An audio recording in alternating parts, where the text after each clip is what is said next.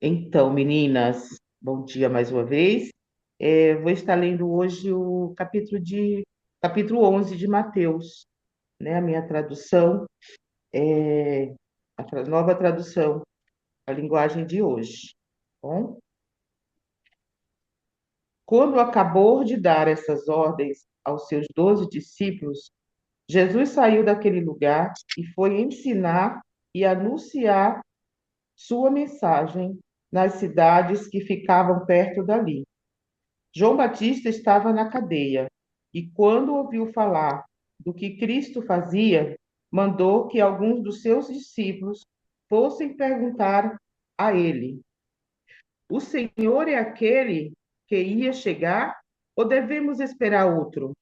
Jesus respondeu: Voltem e contem a João o que vocês estão ouvindo e vendo. Digam a ele que os cegos veem, os coxos andam, os leprosos são curados, os surdos ouvem, os mortos são ressuscitados e os pobres recebem o evangelho. E felizes são aqueles que não abandonaram a sua fé em mim. Quando os discípulos de João foram embora, Jesus começou a dizer ao povo o seguinte a respeito de João: O que vocês foram ver no deserto? Um caniço sacudido pelo vento? Ou, ou o que foram ver? Um homem bem vestido? Ora, os que se vestem bem moram nos palácios. Então me digam, o que esperavam ver? Um profeta? Sim, e eu afirmo que vocês viram muito mais do que um profeta, porque João é aquele a respeito de quem as Escrituras Sagradas dizem: Aqui está o meu mensageiro, disse Deus. Eu o enviarei adiante de vocês para preparar o seu caminho. Eu afirmo a vocês que isso é verdade. De todos os homens que já nasceram, João Batista é o maior. Porém, quem é o menor no reino do céu é maior do que ele. Desde os dias em que João anunciava a sua mensagem até hoje, o reino do céu tem sido atacado com violência e as pessoas violentas tentam conquistá-lo. Até o tempo de João, todos os profetas e a lei de Moisés falaram a respeito do reino. E se vocês querem crer na mensagem deles, João Elias, que estava para vir. Se vocês têm ouvidos para ouvir, então ouçam. Mas com quem posso comparar as pessoas de hoje? Estão como crianças sentadas na praça. Um grupo grita para o outro: Nós tocamos músicas de casamento, mas vocês não dançaram. Cantaram músicas de sepultamento, mas vocês não choraram. João Batista jejua e não bebe vinho. E todos dizem: ele está dominado por um demônio. O filho do homem come e bebe. E todos dizem: vejam, este homem é comilão e beberrão e amigo dos cobradores de impostos e de outras pessoas de má fama. Porém, é pelos seus resultados que a sabedoria de Deus mostra que é verdadeira. Então, Jesus começou a acusar as cidades onde tinha feito muitos milagres. Ele fez isso porque os seus moradores não haviam se arrependido dos seus pecados. Disse Jesus: Ai de você, cidade de Corazim! Ai de você, cidade de Betsaída! Porque se os milagres que foram feitos em vocês tivessem sido feitos nas cidades de Tiro e de Sidom, os seus moradores já teriam abandonado os seus pecados há muito tempo. E para mostrarmos que estavam arrependidos, e para mostrarem que estavam arrependidos, teriam vestido roupa feita de pano grosseiro e teriam jogado cinzas na cabeça. Pois eu afirmo a vocês que no dia do juízo, Deus tem mais pena de Tiro e de Sidom do que de vocês, Corazim e Betsaída. E você, cidade de Cafarnaum, acha que vai subir até o céu? Pois será jogada no mundo dos mortos, porque se os seus, porque se os milagres que foram feitos aí tivessem sido feitos na cidade de Sodoma, ela existiria até hoje.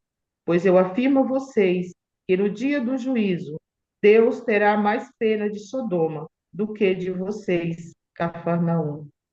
Naquela ocasião, Jesus disse: Ó Pai, Senhor do céu e da terra, eu te agradeço porque tens mostrado às pessoas, sem instrução, aquilo que escondeste dos sábios e dos instruídos. Sim, ó Pai, tu tiveste prazer em fazer isso. O meu Pai me deu todas as coisas. Ninguém sabe quem é o filho, e não a não ser o Pai. E ninguém sabe quem é o Pai, a não ser o Filho. E também aqueles a quem o Filho quiser mostrar quem é o Pai, quem o Pai é. Venham a mim, todos vocês que estão cansados de carregar as suas pesadas cargas, e eu lhes darei descanso. Sejam meus seguidores e aprendam comigo, porque sou bondoso e tenho um coração humilde, e vocês encontrarão descanso. Os deveres que eu exijo de vocês são fáceis, e a carga que eu ponho sobre vocês é leve. Glória a Deus. Amém. Amém. Amém. Amém, Esse Jesus. desfecho ligado a esse capítulo é legal quando a gente lê o capítulo todo, né? Pegar, porque a gente, Muito. esse desfecho, acho que desde criança a gente decora na igreja, né? E de repente a gente vê o contexto de um texto tão conhecido, como é que fica diferente, né? Aquele contexto. Bom, vamos lá, vamos novamente falar de João Batista. O que que nós vamos dizer sobre João Batista?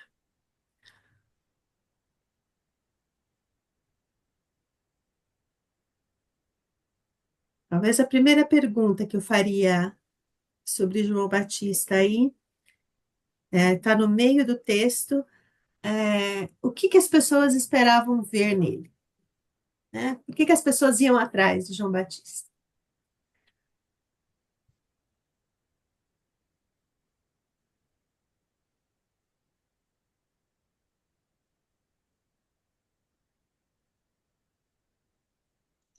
Tri, tri, tri, tri.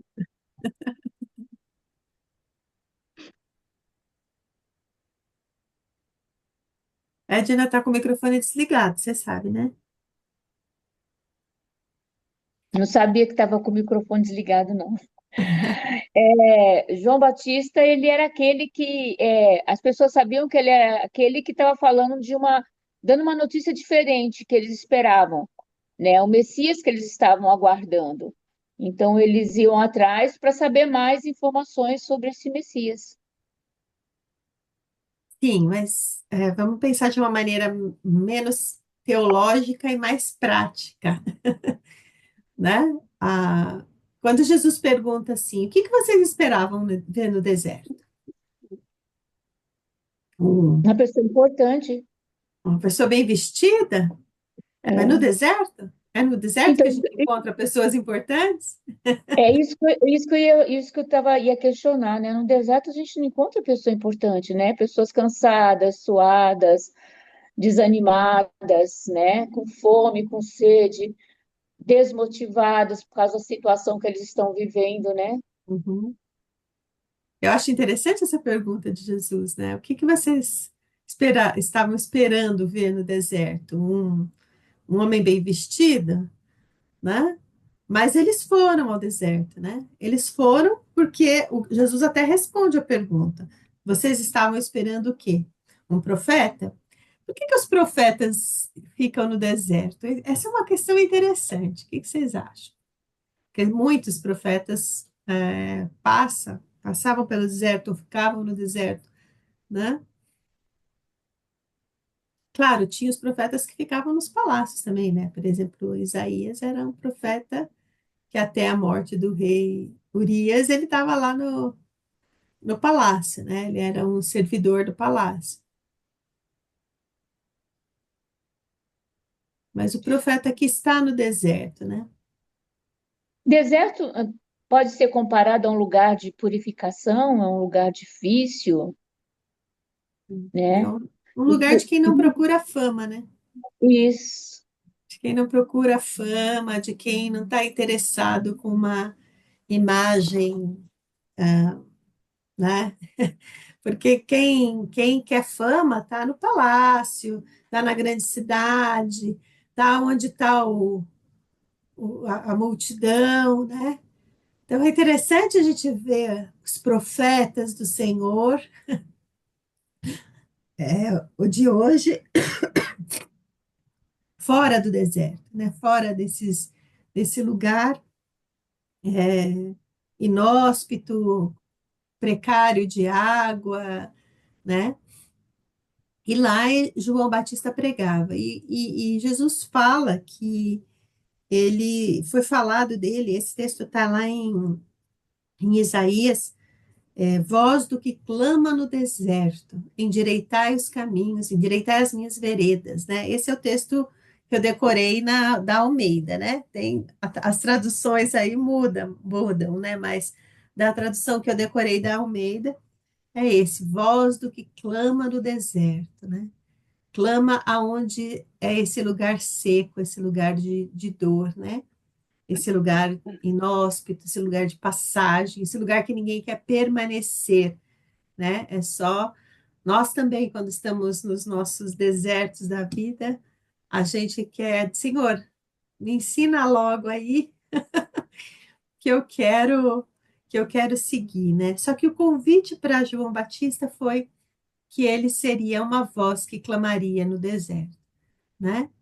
Então, isso é uma questão bem importante do texto, até para a gente entender esse desfecho, né? Esse desfecho todo. Mas vamos lá, voltando à primeira pergunta. O que Jesus diz aí de João Batista? Ele estava na prisão e alguns dos seus companheiros vieram perguntar: Você é o Cristo ou nós devemos esperar outro? Nós já até vivimos um pouco sobre isso em outro evangelho que nós estudamos. Mas o que significa essa pergunta de João aí? E o que Jesus diz a respeito dele?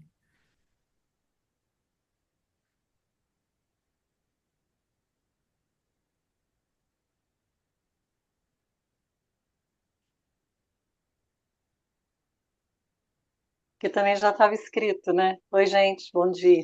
Bom dia, É. E Mara. também, do mesmo jeito que já tinha sido falado, né? Lá atrás sobre João, também falava sobre Jesus, né? Que os cegos andam, etc. Isso aí também já estava escrito.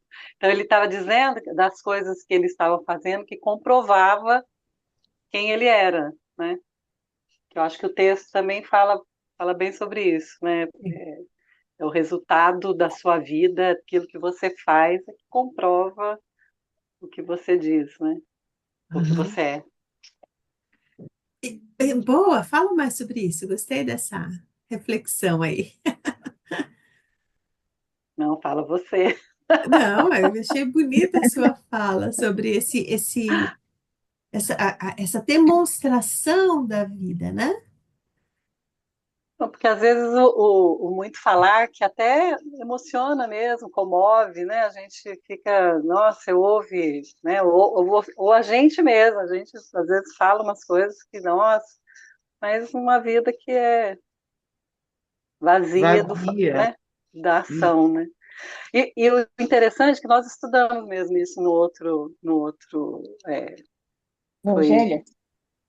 João, né? Que nós estudamos, então.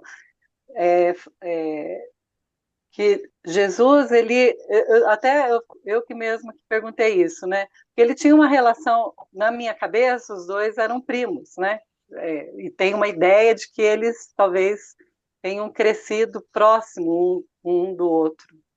E, de repente, assim, João foi para o deserto e eu fico imaginando que era o fato dele ser tão diferente é que realmente atraía as pessoas para tem cara lá totalmente diferente, vestido diferente, e que está falando umas coisas, né? Então, fazia com que as pessoas fossem atrás dele num lugar longe. Aí eu fico imaginando, né? E aí, quando ele é preso e tudo, e ele não vê Jesus, assim, ele não tem esse contato com os milagres que Jesus estava fazendo, né?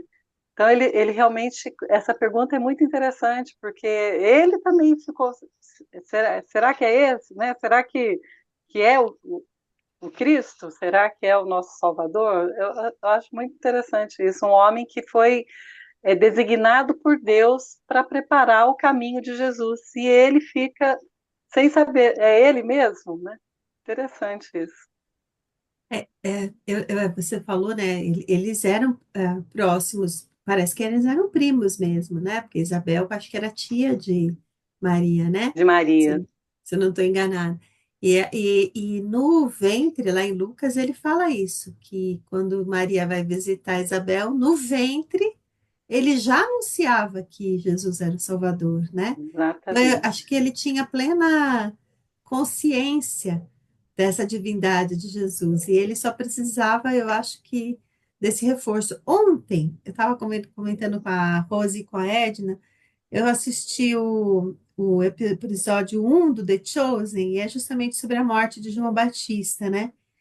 E eu acho que uma coisa que talvez me esclareceu um pouco essa pergunta de João Batista é, eu achei, no episódio, depois se vocês assistem o primeiro episódio da temporada 4 para vocês verem, talvez a minha missão está cumprida? Acho que a pergunta mais própria aqui você já se revelou como Messias? A minha missão já está cumprida, porque ele estava preso, né? Ele estava preso e logo, alguns dias depois, ele morre, né? Ele está na última prisão dele, né? Na última vez que ele foi preso. E é interessante que ele incomodava as autoridades, né? Embora ele tivesse o respeito de muitos do povo, né? Ele incomodava as autoridades porque ele falava a verdade. Tanto que Herodias pede a cabeça dele no prato, pede para Salomé pedir, né, a cabeça dele no prato, porque ele confrontava ela diretamente, né? Ela e Herodes, né? Só que Herodes era meio doido, de Herodes tinha um pouco de medo de João Batista, né? Tanto que quando ele vai falar de Jesus, ele fala, será que foi João que ressuscitou, né? Que reencarnou lá, tal. E então, assim, você vê que ele é uma pessoa que incomodava, por quê? Porque ele confrontava o poder desse mundo, né?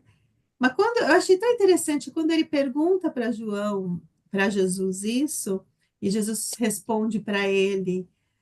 Olha, fala que os coxos estão andando, os cegos estão vendo, né? E que o evangelho está sendo pregado aos pobres. Ele fala, assim, a ideia, né? No coração, a minha missão cumpriu. Eu já endireitei, o reino já é chegado. A minha função de profeta já se cumpriu, né? Amém. E ele vai E, para a morte, lá na cena do filme, ele vai para a morte muito mais tranquilo, porque cumpriu. o olhar, né? Eu achei que eles conseguiram retratar a tranquilidade. Exatamente, olha, você falando agora, é exatamente isso. É ele se sentir assim, eu fiz, né? Eu fiz o que eu tinha que fazer. Foi o olhar dele vendo o cordeiro, né? Longe no Aham. campo lá. Eu achei que também uma cena que foi muito, muito. Eles conseguiram retratar de um Foi jeito muito muito feliz, especial né? isso, né? É. Foram muito felizes mesmo, verdade. A Rose até disse um versículo, quando eu contei isso para ela e para a Edna, a Rose disse o versículo do combati o bom combate, né? Quer É, dizer, aquele verdade. combate para o qual ele foi chamado, né? Ele combateu. Eu acho que essa tranquilidade em meio àquela situação em que ele estava é o desfecho do texto, é o que Jesus fala no desfecho do texto, né? Então, eu achei bem interessante. Alguém ia falar alguma coisa? Eu interrompi? Eu estou campeã de interromper as pessoas. Bom, É, então, oi, pode falar. oi, bom dia, meninas. Bom Eu dia. Bom dia. é Odília. Fala, No, Dília. Não vou ligar a câmera, que meu cabelo tá horrível. Só Jesus sabe a situação. Hoje eu literalmente levantei e liguei. Olha, só Jesus que pode. Eu entendo. Quando João ele pergunta para Jesus, Jesus responde com esses sinais. Ele quer dizer assim, os sinais são esses. E aí ele fala assim, os sinais estão acontecendo. Então sou eu, né? Os cegos estão vendo, os cegos estão enxergando. Não são esses os sinais? Então sou eu. Porque ele poderia já falar, né? Sou eu, Jesus. Ele responde com os sinais, né? Os cegos estão enxergando. Então, aquilo que foi profetizado está se cumprindo. Eu vejo nesse ângulo. Uhum. Seria isso que eu estaria entendendo. Não, e é isso mesmo, e nada como falar com profecias para um profeta. Jesus está falando na língua deles, Sim, né? exatamente. É É, igual a Odília, que é advogada, no mundo jurídico, ela não pode chegar lá e falar na nossa língua, ela fala nos datavenes deles da vida, né? verdade. Ah, então é interessante isso que você falou, Odília, porque é isso mesmo. João responde: olha, não preciso dizer se eu sou ou se eu não sou, né? Perdão, Jesus responde a João: não preciso dizer se eu sou ou se eu não sou. Esses são os sinais, né? É isso aqui que está acontecendo. Você conclui, você como profeta, né? E é engraçado que isso traz essa paz, o que eu imagino, mesmo na realidade aqui, né, essa tranquilidade, João Batista, de que aquele duro caminho, né, que ele pregava, que ele falava, vocês têm que se arrepender. E é engraçado que João Batista tocava o coração das pessoas. Quantas pessoas passaram pelo batismo do arrependimento de João? Quantas? Né? Inclusive Jesus passou por batismo, não porque precisava, mas para dar exemplo, né? Você vê, lá no batismo também é uma outra, foi uma conversa anterior a essa. E lá no batismo também João viu a pomba descendo em forma de, perdão, o Espírito Santo descendo em forma de pomba sobre Jesus e ouviu, como aqueles que estavam ali, este é meu filho amado em quem eu me comprazo, né? Quer dizer, a profecia de João que João estava anunciando estava clara para ele, né? Mas quando chega o final da vida do João, quando chega o tempo em que ele vai ser decapitado, então vem eu cumpri minha missão, posso ir embora em paz, né? Você, o reino está instaurado. E Jesus fala para ele, ó, o que está acontecendo é isso. E aí ele entende que o reino dos céus está instaurado, né? Então é interessante, eu nunca tinha entendido assim, e achei bem interessante essa visão, né? Bom, aí Jesus vai falar, a partir do verso 7, Jesus vai falar de João, né? Então ele fala assim, faz as perguntas, né? Que tipo de homem vocês foram ver no deserto, na minha tradução aqui? Um caniço que qualquer brisa agita. Porque o que é um caniço mesmo? Quem lembra?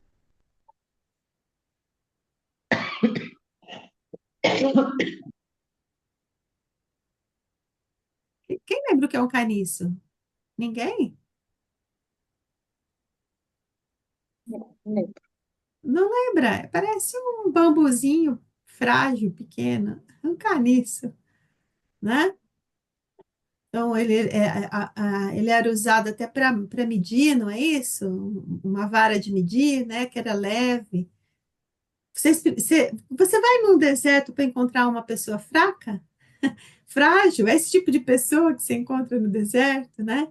Um caniço que qualquer vento leva para lá, leva para cá, uma pessoa que não tem solidez, força. raízes, né? É isso que você vai encontrar no deserto? A resposta aí é uma pergunta retórica, obviamente, né? Aí ele fala assim: um homem vestido com roupas caras. Não, não, não se veste com roupas caras. Quem veste roupas caras mora nos palácios. Acaso vocês vão procurar um profeta? Aí ele fala: aí sim, aí vocês encontraram o que vocês vão procurar no deserto, né? Então, nos nossos desertos, vamos tentar ver nos nossos desertos. Que tipo de pessoa a gente é no deserto? Nas dificuldades, como a gente disse, na hora das dores, da doença. Que tipo de pessoa nós somos no deserto? Ou nós nos tornamos no deserto?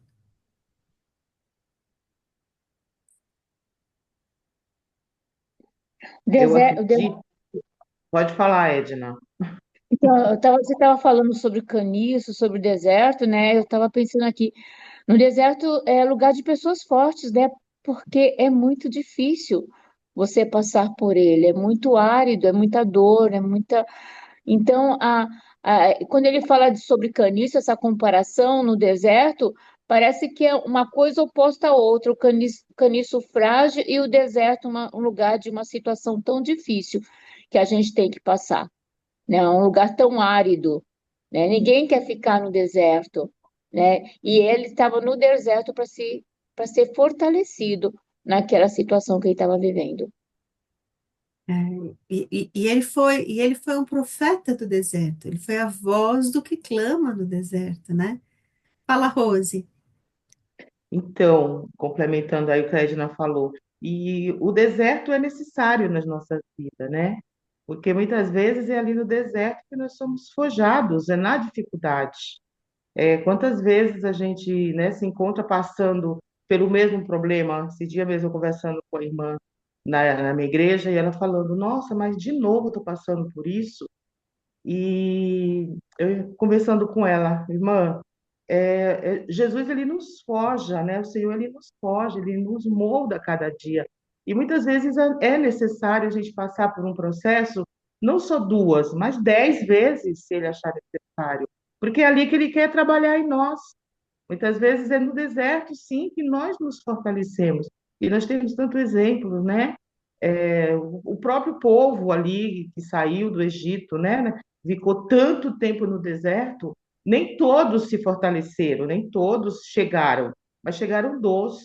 Então, aquele que entende a mensagem, entende o porquê do deserto, porque Deus permite você passar por um deserto, não só uma, não só duas, né? Quantas vezes for necessária, muitas vezes Ele está nos tratando, nos forjando, nos fortalecendo. E foi ali que João Batista foi fortalecido e entregou a mensagem a qual ele veio entregar, né? Falar de Jesus, anunciar a vida de Jesus, e fez de uma forma excelente, né? Excelente. E muitos entenderam, né? E ele venceu, e ele conseguiu passar. Mas primeiro ele precisou passar, né? Esse período do deserto. E nós também.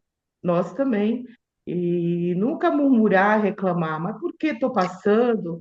Isso de novo, só perguntar para o Senhor, Senhor, tem propósito nisso?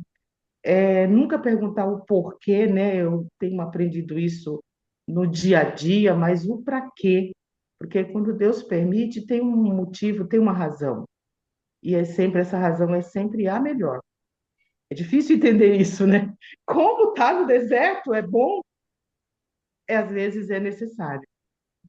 E o interessante é que a vitória de João Batista foi morrer decapitado, né? Como todo profeta, né? Acho interessante ver como os profetas sofrem. Eu acho que eu já contei para vocês que às vezes eu ia em alguma igreja assim mais renovada, mais animada, né? E vinha alguma irmã falar: eu vou profetizar na sua vida, você quer? E como eu sou meio casca grossa, eu não sabia muito bem o que eu ia dizer, porque eu pensava assim: bom, se a profecia for de Deus, eu não tenho que querer ou não querer, a pessoa tem que chegar e falar para mim, né? Se a profecia não for de Deus, é melhor ela não falar, é melhor ela ficar quieta, né?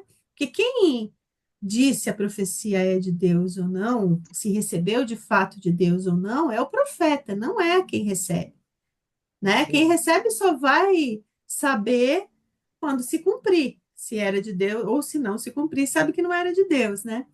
E nesse período eu fui estudar um pouco a vida dos profetas, né? E eu vi, meu, todos os profetas é só luta, luta, luta, as mortes mais difíceis, né? Isaías, o João foi decapitado, Isaías foi cerrado ao meio. Essa é a vida de profeta, né? São histórias doloridas demais, demais da conta, né? Ezequiel perdeu a mulher e Deus falou: você vai perder a sua mulher e você não vai chorar. E diz que ela era a mulher, a menina dos olhos dele, né? Que é a mulher que ele amava muito. E Deus fala para ele: você não vai chorar. E o povo vai vir te perguntar porque você não chorou e você vai dar um testemunho, né? Então, aí depois, quando alguém perguntava assim, você quer que que eu profetize na sua vida? Eu falava assim para a pessoa: primeiro, você me pergunta, você realmente quer ser profeta? Você tem certeza de que você quer ser profeta? Né? Eu falava com Deus, às vezes brincando, falava: Senhor, qualquer chamado, menos de profeta, porque não é para gente fraca, profeta, né? É para gente que está disposta a passar por dificuldade. Por isso que muitas vezes, hoje em dia, a gente não tem tantos profetas no púlpito, a gente tem mais teólogo do que profeta. Porque o púlpito é lugar de pastor e profeta, não é lugar de teólogo, nós já concordamos com isso, né? Teólogo é lá para academia, tá certo? Tá no púlpito, ou você é profeta ou você é pastor, ou você está cuidando da ovelha, ou você está admoestando o povo, né? Tá exortando o povo, tá chamando atenção para Deus, né? E a vida de profeta não é fácil, não é, né? São histórias, por quê? Porque o profeta que vai lá falar sem ter passado pela dor, ele não tem legitimidade. Sem ter um relacionamento íntimo com Jesus, ele não vai conseguir falar de Jesus. Sem ter horas de oração, ele não vai conseguir estar cheio do Espírito Santo para tocar o coração do povo. Ele pode fazer um belo discurso, ele pode fazer um coaching espiritual, mas profeta e pastor tem que ter uma vida dedicada, dedicada à oração, dedicada ao povo, dedicada a Deus, né? Se isentar das próprias vaidades, dos próprios desejos, né? E João era um excelente exemplo de profeta. Fala assim, liga o microfone. Sabe que o que me chama a atenção, desde a outra vez que a gente já estudou, é a verdadeira identidade. Eu acho que o que a gente deve tirar de lição sobre João Batista é a identidade. João Batista sabia quem ele era. E em nenhum momento ele bobeou, ele duvidou de quem ele era. Para que ele foi chamado, para que ele nasceu, ele sabia. E a gente está falando sobre deserto é lugar disso, deserto é lugar daquilo, deserto não é lugar para gente frágil. É tudo verdade. A gente vai para o deserto para ser forjado. Mas sabe qual é a diferença de João Batista? João Batista, ele quis estar no deserto. Ele foi para o deserto porque ele quis. Ele sabia quem ele era e ele decidiu viver lá porque ele sabia o propósito que ele tinha que cumprir, o que ele tinha que fazer. Eu não sei vocês, gente, mas eu só vou para o deserto quando Jesus me põe. Eu não vou no deserto porque eu quero, não. Mas desculpe a sinceridade. Eu acho que a hipocrisia minha seria uma hipocrisia eu falar que eu gosto de viver no deserto. Eu detesto viver no deserto. Todas as vezes que eu passei pelo deserto, eu fui para o deserto porque Jesus de verdade me empurrou e falou: você precisa melhorar um pouquinho, precisa mudar algumas coisas, tem alguns propósitos na sua vida. Gente, mas a hora que deu, e eu clamava muito logo, muito rápido, Jesus, me tira daqui, me tira daqui. Agora, João Batista foi diferente, havia um diferencial. A gente fala tanto que dos aprendizados que ele nos ensina, mas o maior aprendizado que eu tenho para minha vida olhando para João Batista, e eu não chego nem pertinho dele, nem assim, estou a quilômetro de distância, é porque ele queria viver no deserto. Então, a pergunta que eu me faço hoje, o que fazia João Batista ter esse desejo de estar no deserto? Essa é a pergunta para mim hoje. O que fazia João Batista? Claro que eu tenho algumas respostas, mas eu acho interessante a gente pensar nisso. O que faz eu querer estar no deserto? Porque ele quis. Então, por isso que ele fala que depois de Jesus não teve outro profeta, era João Batista. Porque ele escolheu estar lá, gente. Ele escolheu estar lá. Alguém já tem a capacidade de dizer, do nosso grupo aqui, a gente está em poucas pessoas aqui hoje. Eu olhei, a gente está em 9, 8 pessoas aqui. Alguma de nós já escolheu por vontade própria estar lá? Por algum... para a gente se pensar nisso. É só esse o comentário que eu queria fazer hoje. E interessante que ele não só escolheu, como ele se adaptou ao deserto, né? Ele comia o que tinha no deserto, gafanhoto. A gente está no deserto, a gente quer comer o que vem de fora, pelo menos a comida, né? Pelo menos a comida, Deus. Ele comia gafanhoto, né? Pegava mel, ele se adaptou a viver lá, né? Ai, muito bom. E aí, eu acho interessante que a Cícera já antecipou aí, né? Que Jesus disse que ele dos homens nascidos de mulher, ou seja, de todos nós, ele foi o maior. Mas que no reino dos céus, o menor é maior que ele. Então, se nós fizermos parte do reino, nós vamos estar com a mesma mensagem de João Batista, né? Só que aí eu acho engraçado que Jesus olha, vamos pensar o que nós faríamos, a comparação de Jesus e a nossa, né? Ele fala assim, mas o que eu posso... Primeiro ele pergunta, o que eu posso comparar a João, né? Agora a pergunta é ela, mas agora a pergunta é no 16. E essa geração? Eu posso comparar nessa geração do mimimi? Ó, tinha geração do mimimi na época de Jesus aí, hein? Ah, nós tocamos flauta na minha tradução aqui, tá? Tocamos flauta e vocês não dançaram, né? A nova versão na linguagem de hoje que a Rose leu fala: nós fizemos festas de casamento, né? E vocês não dançaram. Fizemos enterro e vocês não se entristeceram. Na minha fala, tocamos flauta e vocês não dançaram. Entoamos lamentos e vocês não se entristeceram. E aí?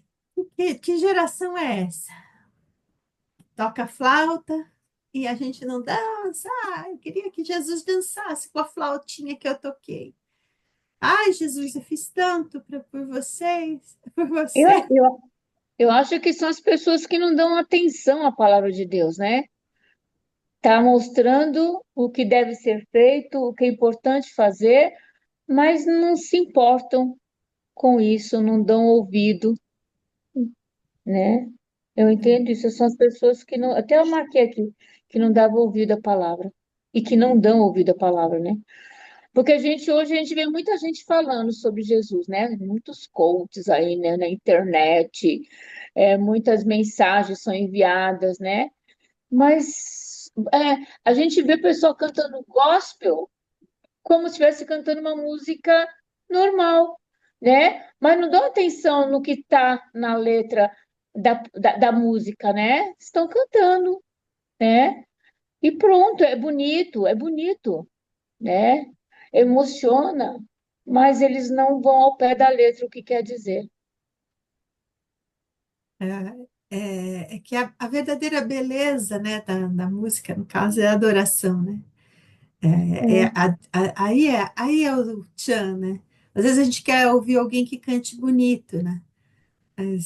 Mas na verdade a gente deveria querer, ou a gente deveria achar bonito quem nos leva à adoração, né?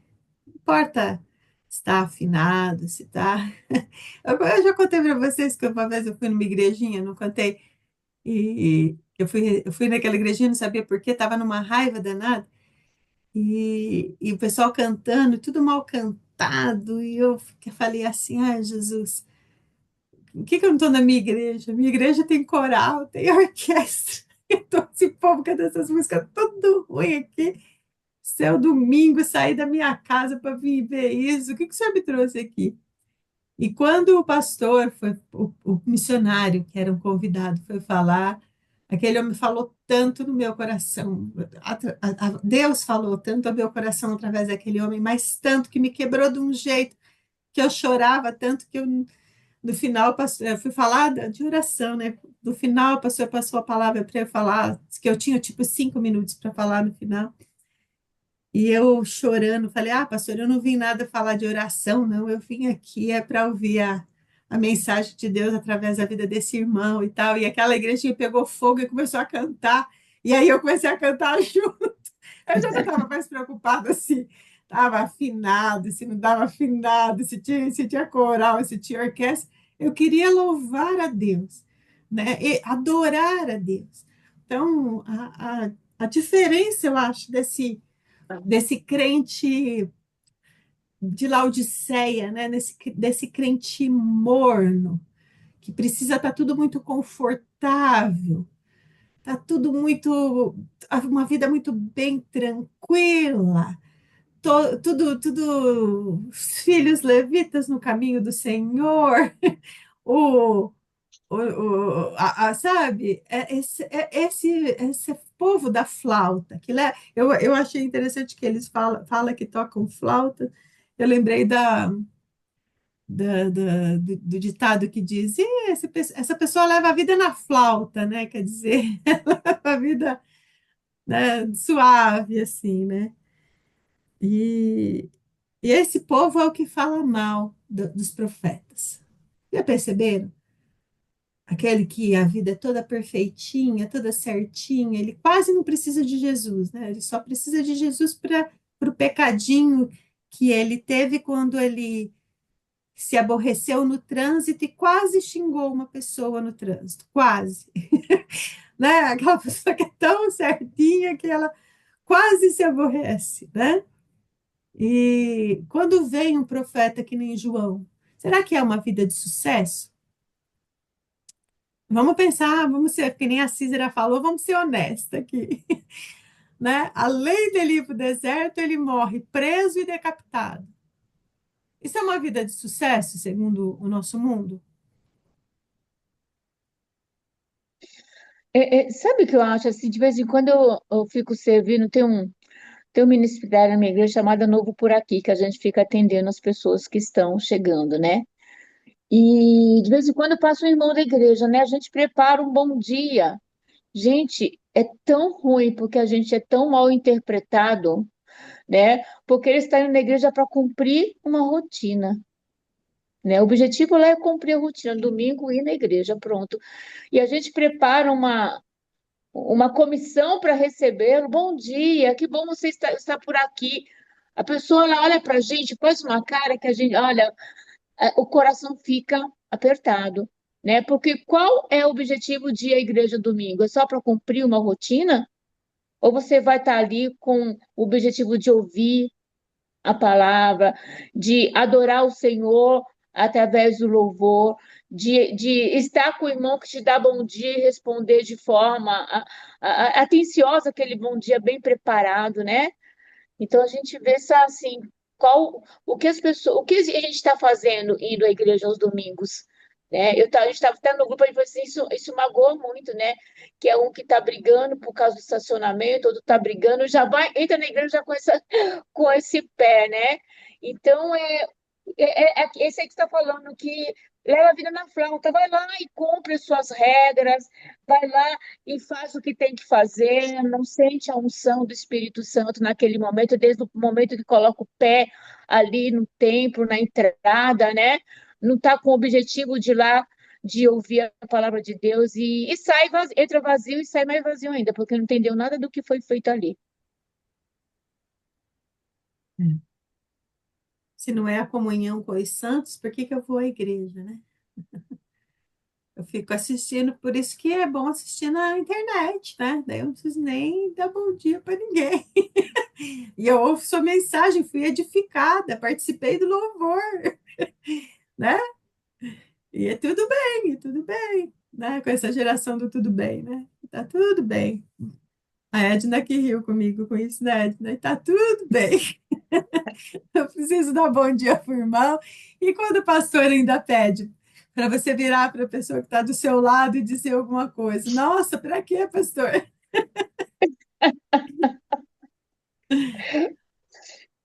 Eu estava Bom pensando dia, assim, meninas, tudo do bem? Dimas. Bom dia, Tri. Olha, Edna, dei bom dia, hein? Bom dia. A Cícera, como sempre, ela provoca o nosso eu, né? Ela leva a gente a essa reflexão desses desertos, né? E ainda eu tô com aquele livro Ego Transformado, né? E Jesus, ele chama, eu vi nessa passagem aqui, ele me chamou para entender, né? Que tipo de evangelho a gente quer viver, né? Como a gente falou. Quando a gente olha para João, ele não é uma pessoa de sucesso, né? Se fosse hoje, na nossa geração, ele não ia ser um coach aí procurado, né? Porque ele não, nas suas vestes, na sua maneira de viver, ele não ia inspirar, né? A nossa sociedade, essa sociedade do mimimi. E muitas vezes a gente também está cheio desses olhares, né? Se a gente só vê um ministério bem sucedido, a gente está avaliando o número de pessoas que estão ali, se o líder tem sucesso. A gente nunca está preparado para ir para esse deserto, que nem João, né? Como a Cícera disse, né? João, ele se preparou, ele foi para lá. E a gente não quer ir, porque a gente muitas vezes tem a visão de que Deus não está no deserto. E quando a gente entra no deserto, a gente entra para questionar Deus. Eu mesmo, se eu estou no deserto, muitas vezes eu fico me perguntando, né? Acho que e muitas vezes Senhor, ele nos proporciona algumas situações. Esse capítulo 11 de Mateus, eu estava lendo 1 Pedro 1, eu achei muito interessante, né? Porque ele diz, portanto, prepare sua mente para a ação, exercite o autocontrole, deposite toda a sua confiança e esperança na graça que receberam quando Jesus Cristo foi revelado. E a gente, muitas vezes, no nosso dia a dia, fica pensando assim, como manter esse autocontrole nesse deserto que nem João teve, né? Como você disse, né, Edith? Ele se adaptou, ele comeu o que tinha ali, ele vestiu o que tinha ali. E muitas vezes a gente quer pedir um iFood. O iFood espiritual, né? Uma comida rápida e gostosa. Não precisa nem ser nutritiva e nem alimentar, só precisa ser rápida e gostosa, né? Bom, então essas que ficam aí da flauta são os que, quando João apareceu, falava assim: ah, ele não bebe, não come, está possuído de demônio. Está no deserto, está com demônio. Ah, isso não é de Deus. Vocês já ouviram isso? Ah, isso não é de Deus, não. É sempre a turma do mimimi que está nessa coisa. Não, isso é clama e pede para Deus afastar isso, que isso não é de Deus, não. Né? E depois, agora, Jesus falando, e o filho do homem, que não, que come e que bebe. Ah, vocês também falam, isso aí, come lá e beberrão de vinho. Isso não é de Deus, não. A turma do mimimi parece que existe há 2000 anos, pelo menos. A gente acha que é coisa Só não moderna. tinha rede social, né? A rede social era a fala direto na cara, né? E hoje que ainda tem a rede social que você pode falar por trás, né? Ai, ai. Aí ele fala, mas graças a Deus que Deus deu essa sabedoria para aqueles que são simples, né? Para aqueles que são simples, né? E aí ele fala das cidades, né? Quantas coisas têm sido feitas? Eu estava pensando nisso muito na minha vida. Quantas coisas Deus já fez, quantos milagres Deus já fez na minha vida. E às vezes aparece uma coisinha e eu tô Ai, Senhor, ai, por que que o Senhor não me ajuda nisso? Por que que eu me cura disso? Por que que não sei o quê, né? E ele fala aqui duramente, fala, olha, se o que foi feito nessas cidades, né, em vocês aí, Betsaida, o Corazinho, que foi feito, tanto de coisa que foi feito, e você continua reclamando, se tivesse sido feito em outras cidades, elas teriam sido salvas, né? E na nossa vida, eu fiquei pensando nisso, na minha vida. Cada dificuldade que aparece, parece que eu volto que nem criança, lá naquele estágio de, ai meu Deus, para que é isso? Até eu aprendi com a frase da Rose, para que é isso? Senhor, me ensina logo, me tira daqui, né? E volta nesse desânimo, volta nesse cansaço, né? E, bom, e aí Jesus também, ele ora, eu achei bonito o verso 25. Pai dos céus e da terra, eu te agradeço porque escondeste essas coisas dos considerados sábios e instruídos, e as revelaste aos que são como crianças. Sim, Pai, foi do teu agrado fazê-lo assim. A simplicidade do cristão. Um coração simples, um coração que não fica nhenhenhé, mimimi, reclamando, né? Aí ele fala: Meu pai me confiou todas essas coisas. Ninguém conhece verdadeiramente o filho a não ser o pai, e ninguém conhece verdadeiramente o pai a não ser o filho e a quem o filho escolher revelar, né? A nossa promessa de que ele se revela a nós, né? E aí vem o desfecho: Vinde a mim, todos vós que estáis cansados e sobrecarregados, e eu vos aliviarei, tomai sobre si o meu jugo, que é leve, né? E aí, esse desfecho aí é para acabar com nós hoje, hein? A gente já ouviu tanto, tanto, tanto, tantas vezes esses dois versículos. Mas e hoje? Como é que eles estão, esses dois versículos caíram hoje no coração?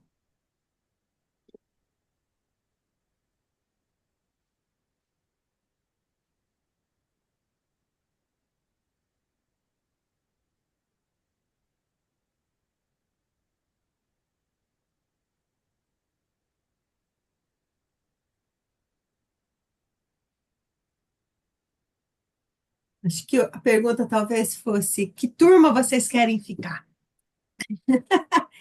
Na turma das crianças, simples como crianças, na turma do João Batista ou na turma do mimimi? Porque o julgo da turma do mimimi também não é fácil, não. Vamos combinar? Não é fácil. A turma do mimimi não é fácil, porque assim que aparece um probleminha, o que que acontece com a turma do mimimi?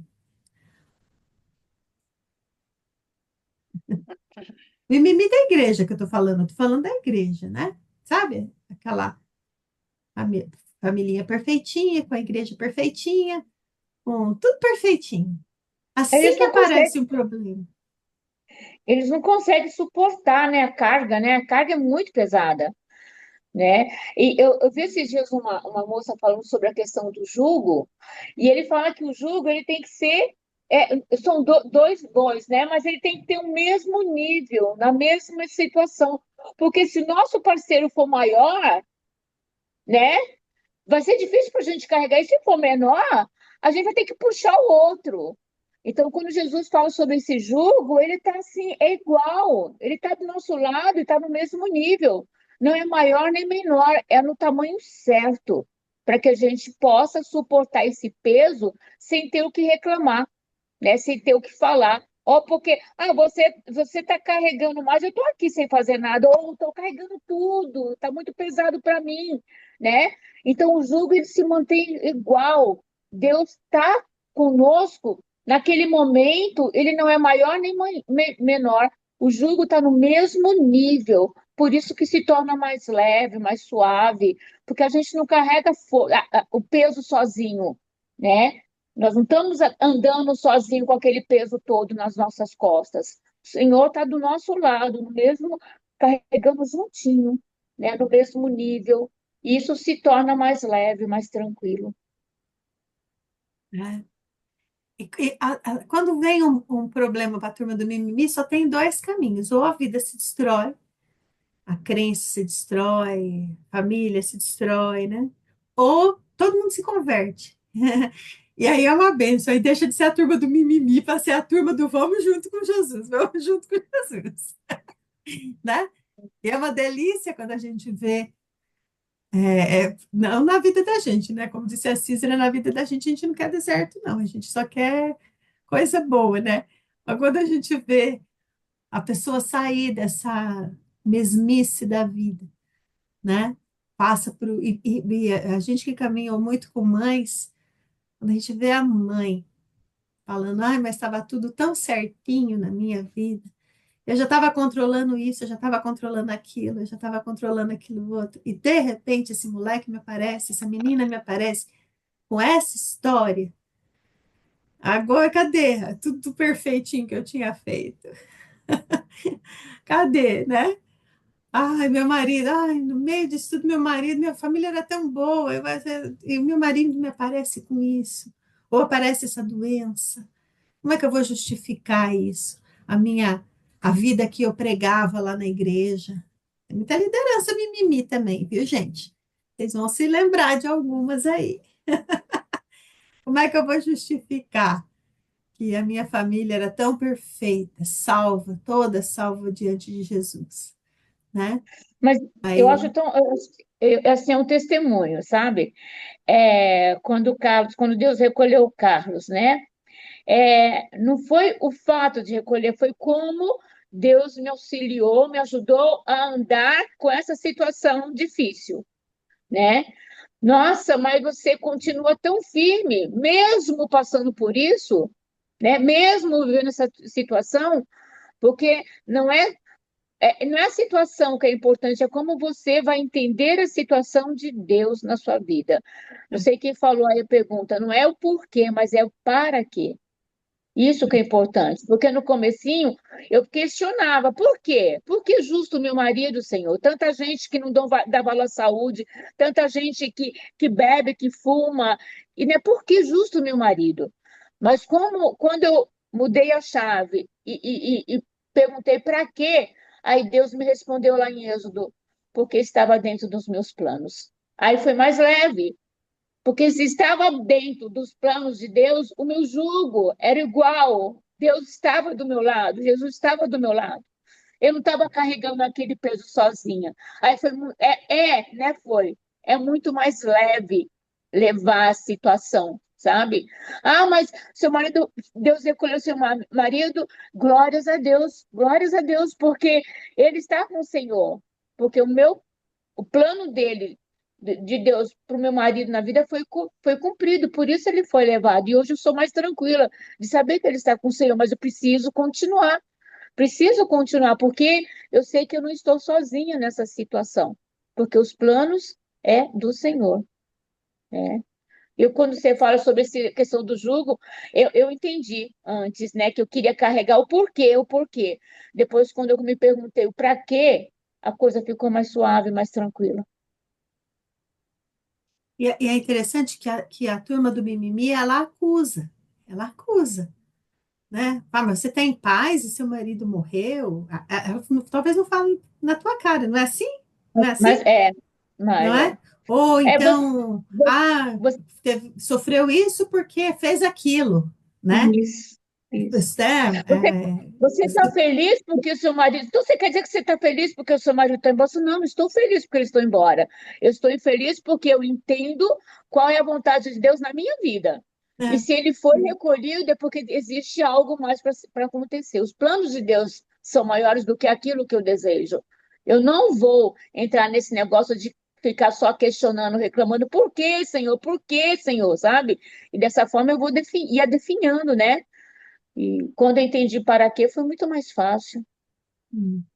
E a opinião dos outros ainda não me interessa muito mais, né? Interessa o que Deus quer, não me interessa a opinião dos outros. É o livro do ego transformado, né? Não me É. importo mais e nem o que eu penso também. Bom, então vamos terminar com esse testemunho lindo da Edna e vamos lembrar que se o jugo está pesado, né, Edna, a gente pode estar ali junto com Jesus e o jugo dele é leve, não é pesado. É leve não porque as coisas são leves, né? Na vida, as aflições são pesadas, são difíceis, mas é leve porque ele está ajudando a carregar a carga, né? Ele tá, a sua parte você carrega, e se você for mais frágil, ele carrega mais um pouquinho. E se você é pecador, ele carregou lá na cruz um peso que não era leve, né? Então, agora a gente precisa ser aí manso e humilde de coração, como ele, aprender a ser manso e humilde de coração, né? É um coração ensinável, um coração que, quando Deus fala, aconteceu porque era a minha vontade, e a gente fala, tá bom, Deus, eu confio que a sua vontade é boa, perfeita e agradável, né? Então, vamos até ele. Esse capítulo hoje foi uma pregação tão boa para mim que vocês não têm noção. Foi uma boa pregação para mim. Vamos orar? Adri, pode orar você?